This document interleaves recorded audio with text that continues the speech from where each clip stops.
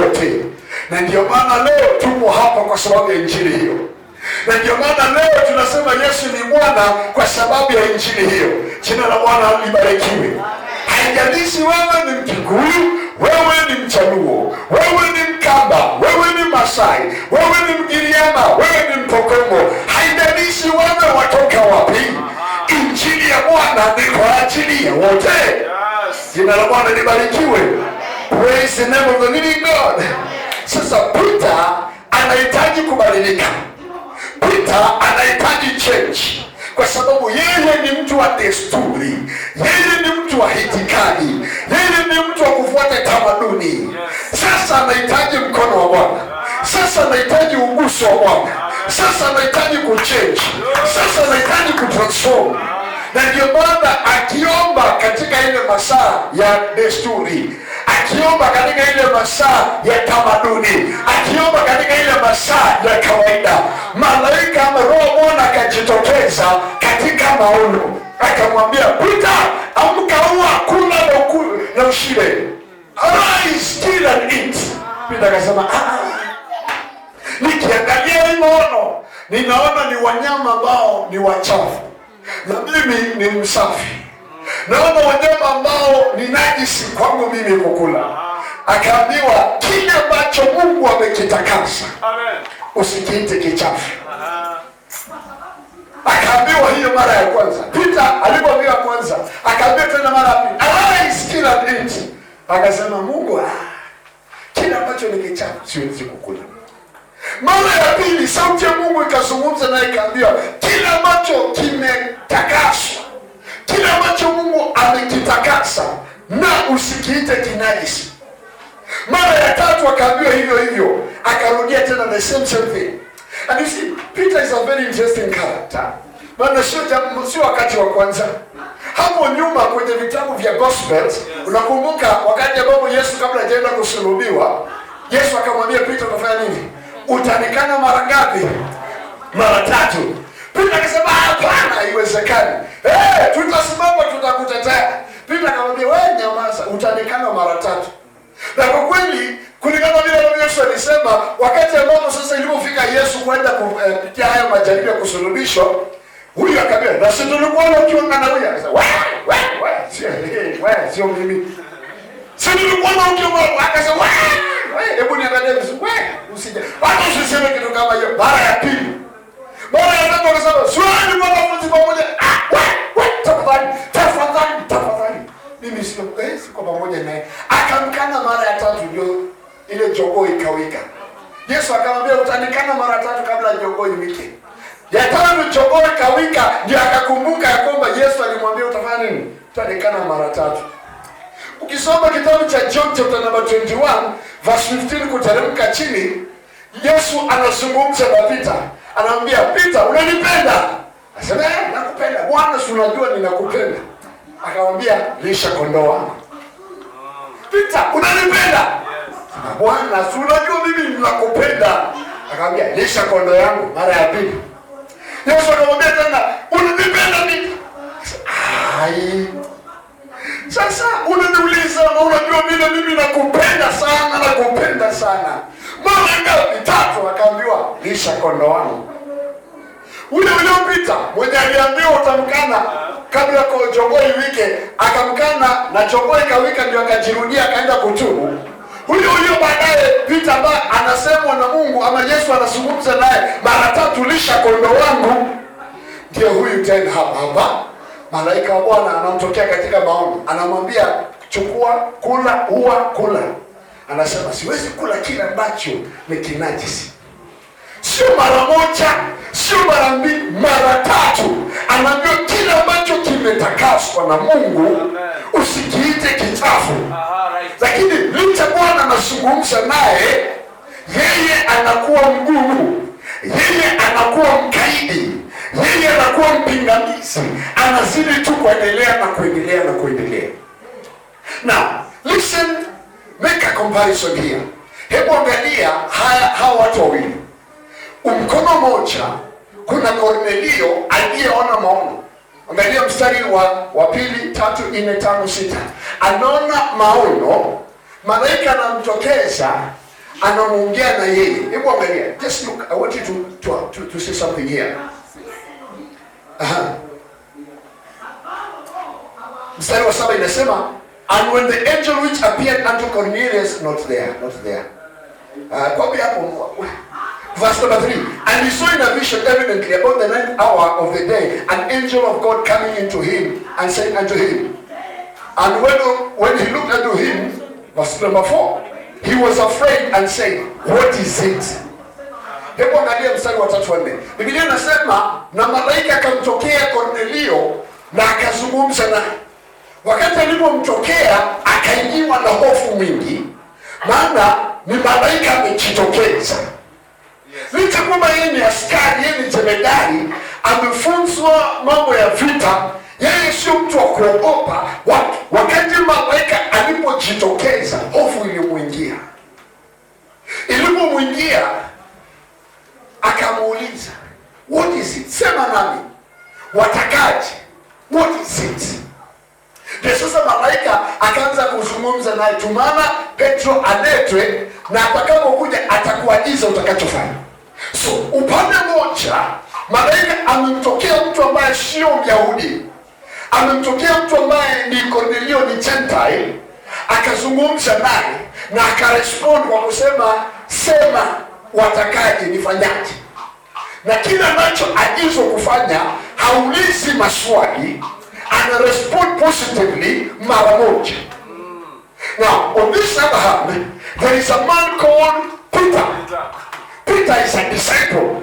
Peter is a man who has been close to Jesus. In fact, he's one among the 3 people ambao walikuwa kwa ile inner circle ya Jesus Christ. Everywhere Jesus went, he was there. Kila mahali Yesu alipokuwa, alikuwa pale. Nakumbuka wakiwa kule mlimani wakiomba, akaona ameona Elia, ameona Musa, akasema tutengeneze hema hapa.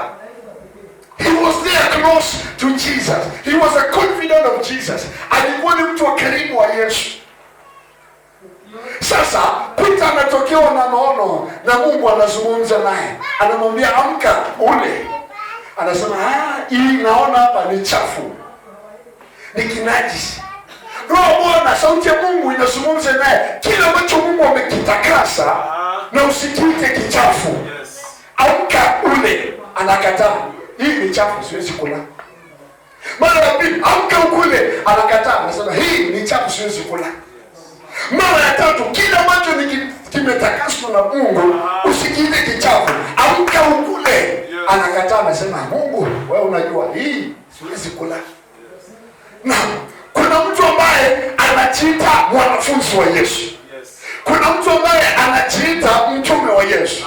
Kuna mtu ambaye anajiita shahidi wa Yesu. Mungu anazungumza naye, anamwambia hapana, unajua haiendangi hivyo, inaendaga vingine. Kuna mtu ambaye is not a disciple. Yeye amesikia tu habari hizi za Mungu, akampenda yule Mungu, but is not a convert. Cornelius is not a convert. But when the angel speaks to him, he says, yes Lord, here I am. Bwana, mimi niko hapa. And he's very much ready, willing and able. But on this other side, we have somebody who is called a disciple. But when the master says, I was like, it doesn't go like that. It goes like this. Hello? Hello? Hello? Hello? Hello? Hello? And that is where the problem is. I'm a child of us, tunaitwa Christians. We call ourselves Christians. Tunajiita sisi ni wafuasi wa Yesu. Sisi ni wanafunzi wa Yesu. Sisi ni wafuasi wa Yesu. But when God speaks, we begin to say, you see God, it doesn't work like that. You see God, this is how we operate. You see God, this is how we know. This is how it should be. Wakati Bwana anazungumza nasi, tuna counter what God says to us with our own knowledge. We counter what God intends with what we know and what we think it's also supposed to be, which is not right. It's not proper. Ilikuwa paswa kuwa the other way around, ya kwamba Mungu amezungumza na Peter akasema yes Lord, yes sir, na amkakimbia ile. Alafu huyu ambiwe aanze kuuliza maswali, because he's not a son, he's not of the kingdom, but inaenda the opposite. ya kwamba those who belong to the kingdom of God are the ones who are hesitant to the voice of God. Those who are sons and daughters of the kingdom are the ones who are slow to respond to the vision of God. And yet those who are outside there are the ones who are very much responsive to the will and the voice of God. Wale ambao sio wana wa ufalme, ukiwaambia they are much obedient to the voice of God. Ambia mwana wa ufalme, anaanza kukuuliza kwa nini? Anaanza kukuambia kwa nini iende hivyo, kwa nini sio hivi vingine. Yet we are the sons. Yet we are the daughters of the kingdom. Sisi ni wana wa ufalme. But when it comes to the response of the voice of God, inakuwa ni otherwise. Jana nimechekesha hawa wachungaji wangu. Kaambia nimempigia mchungaji mmoja, kaambia kuja mkesha, akaniambia siwezi kuja mkesha kwa sababu niko kwa maombi. So now, usikuja mkesha kwa sababu uko kwa maombi. Is it logical? Does it make sense? Kwani nakuitia nini? Kwani nakuitia nini? Tukikuja mkesha kwani tunakuja kufanya nini? Swala pastor siwezi kuja niko kwa maombi. Doesn't make sense. But that is how many Christians operate. Hivyo ndivyo Wakristo wengi wanaoperate. The voice of God calls you. The voice of God instructs you. But you say, oh, not like that. I'm busy. I'm supposed to. I'm doing.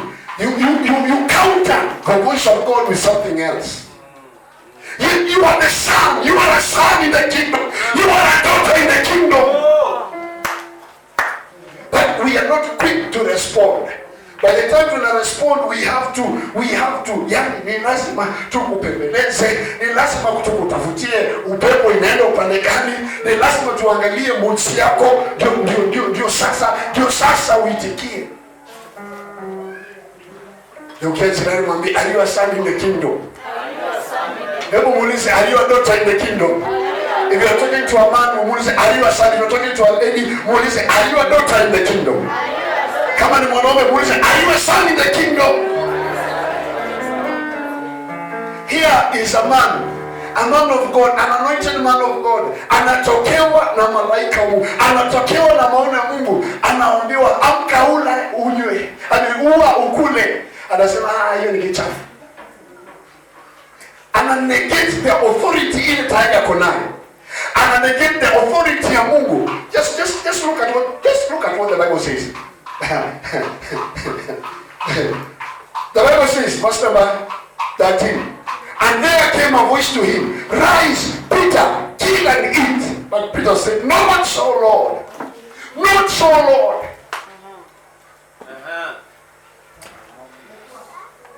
When you're calling him Lord, it means that he's the one who has authority over your life. Right. If you say Jesus is Lord over your life, inamaanisha kwamba yeye ana mamlaka juu ya maisha yako. Yeye ako na authority juu ya maisha yako. And because he has authority, it basically means that you obey. Hello? Are you together? Yes. Are you together? Yes. Then come here.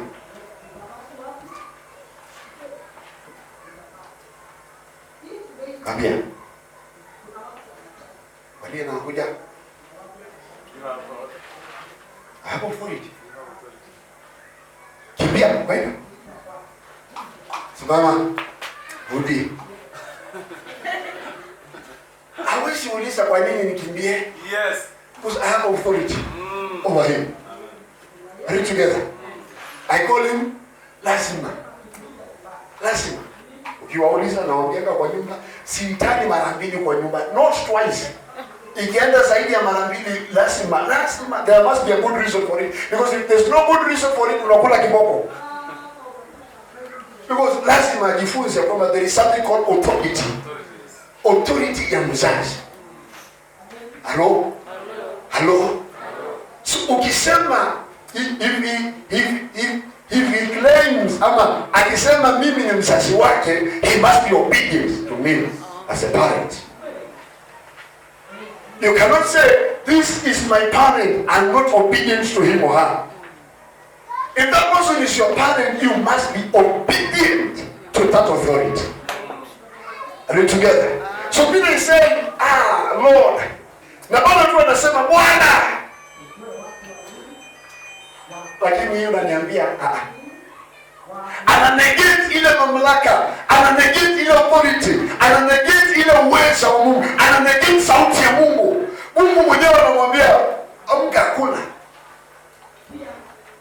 Can a parent instruct a child to do that which is bad? Hello? Hello? Can a parent instruct a child to do that which will destroy him or her? Naweza kumwambia enda simama sasa katikati ya Thika Road. Simama hapo katikati ya barabara na usisonge. Is it practical? It cannot happen. Because there is danger. Pale Thika Road magari inaenda shwa. Nikimwambia anafanya namna, it's going to kill, it's going to itamuua. Naweza kumpeleka pale katikati ya Indian Ocean nimwambia sasa jirushe na hajui kuswim.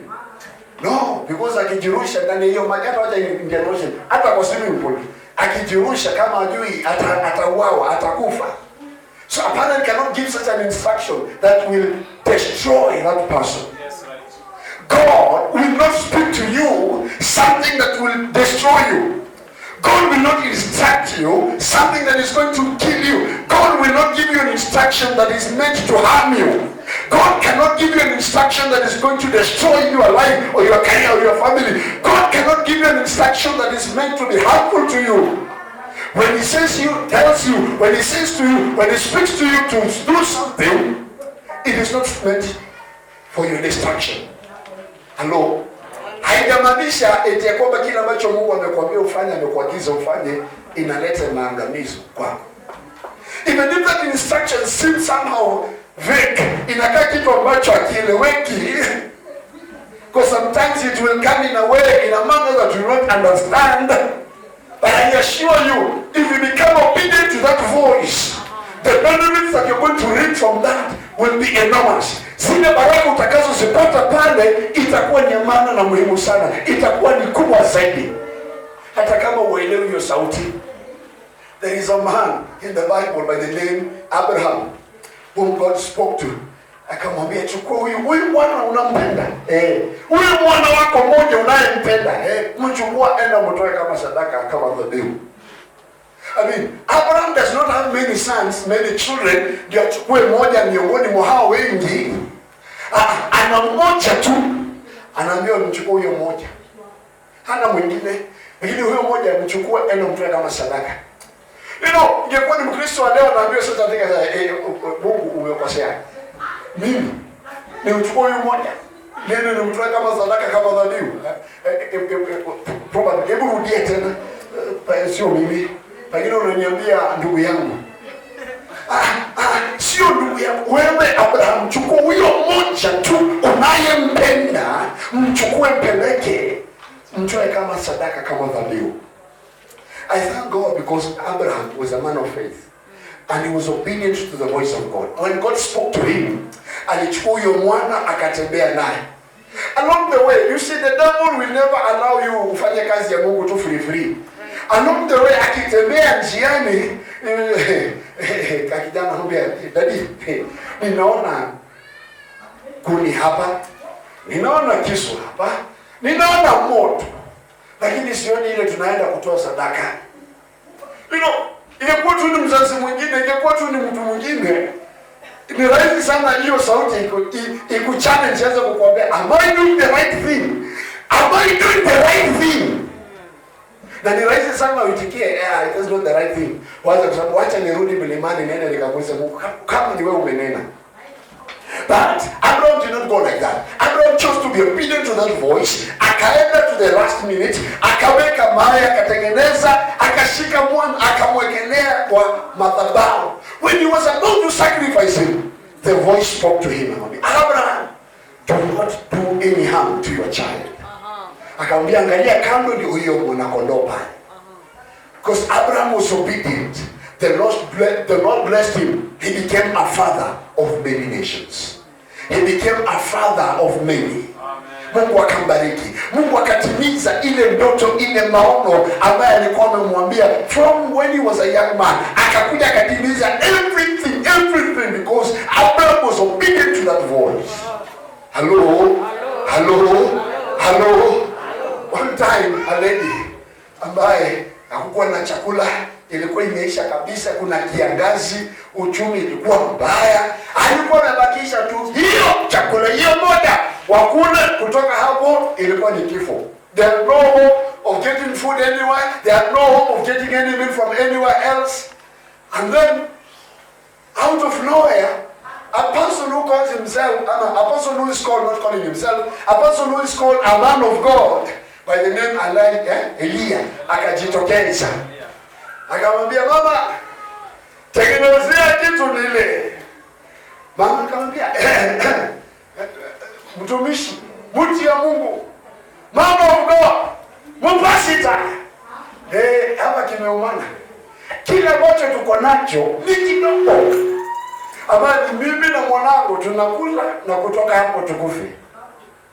Huyu man of God, kulingana na mafikira ya wakanisa ya sasa, kulingana na mafikira ya washirika wa sasa, wanasema huyu man of God does not care.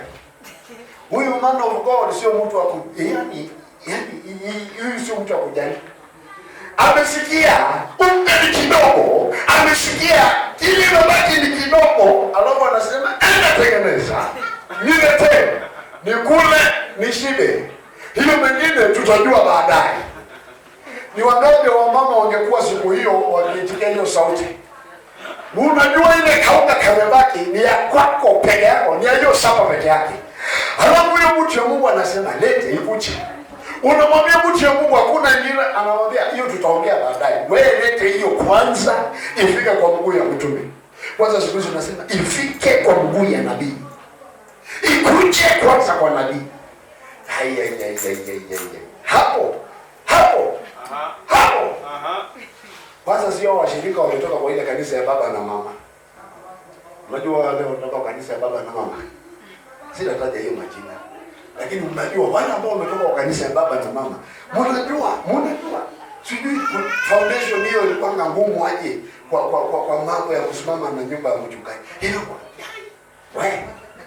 Wanaweza kusimama wakati it is in plenty, wakati imejaa kwa store, wakati ambapo kuna mavuno wanalete pasta, tumelete mazao ya kwanza, hiyo wanaweza. Lakini wacha ni sasa ambayo hakuna ingine, gala imebaki hiyo korokoro moja peke yake, kutoka hapo hakuna ingine. Alafu ndio mama of God anasimama anasema lete kwanza. Mama basi lete hiyo kwanza. Sasa hapo hata kama ujuaje kuongea Nigeria ndio sasa unaanza kukumbuka Chineke. Eti amesema na mwana gani? Amesema ikuche kwanza. Nikule kwanza. Ni rahisi sana kumwambia wewe hii hata wacha tuachie mtoto akule kwanza. But hata hapo kuna huruma ya mtoto kwanza, hapo ni ikuche kwanza. Mtumishi aikamate. Yule mama akasikia ile sauti. Yule mama akatii ile sauti. She did not even question. Even though it was against logic, even though it was against reason, even though it was against ilikuwa kinyume na any reason, alichukua akaitengeneza, akailetea mtumishi wa Mungu. Mtumishi akaanza kula. My goodness. Anakula, mwana ako pale, anakula. Mama ako pale, anakula. Na anajua hakuna ingine. Anajua kimeumana, kuna njaa, kuna kiangazi, lakini anaendelea kuiteremsha. Lakini unajua kutengeneza. Na kuna ingine. Sikiza, na hajawambia ikuje alafu nitafanyia muujiza. Amesema ikuje. Tumesema kuna ingine. Imeisha kabisa.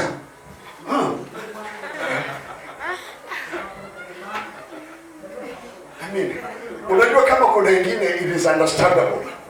But hakuna ingine. Na Mungu hajapeana sauti kusema ikikuja, we are much better off. Saizi hata nakwambia ukifanya utabarikiwa. Hapo kubwa na uchumi ukifanya utabarikiwa. It was bring it. Kutoka hapo kama wewe ukufe. Akaiteremsha. You know, we are living in a time and dispensation of grace, my brothers and sisters. We are living in a time of grace. Right now we are in a time of grace. Ungekuwa wakati huo, wachache wangeendelea kubaki, wachache wangebaki kwa imani. But I thank God, in as much as it was so hard, there were people who were, yes Lord, umenena hivyo Bwana naitikia. Sauti yako naitikia. Sauti yako nakubali. Akapeana akakula. And the Bible says the rest inamaanisha kusema kwamba that lady never lacked. For the entire time until the rains came again, yule mama hakukosa, hakuwa kabisa. For those 3 years that there was no rain, there was no food, yule mama hakukosa. The Lord supplied for her. Because she was a lady who was obedient to the voice of God. Brothers and sisters, when we are obedient to the voice of God, it doesn't matter how the Lord speaks to us, hata kama it does not make sense, hata kama it is against reason and logic. As long as we call him Lord, let us listen to his voice. Kama yeye ni Bwana, tusikize sauti yake. Kama yeye ni Mungu, tusikize sauti yake na tufuate sauti yake. Peter hapa alikuwa anasema, Lord, na bado tumuita Bwana. Let us not be like that kind of character. Tusiwe wa namna hiyo.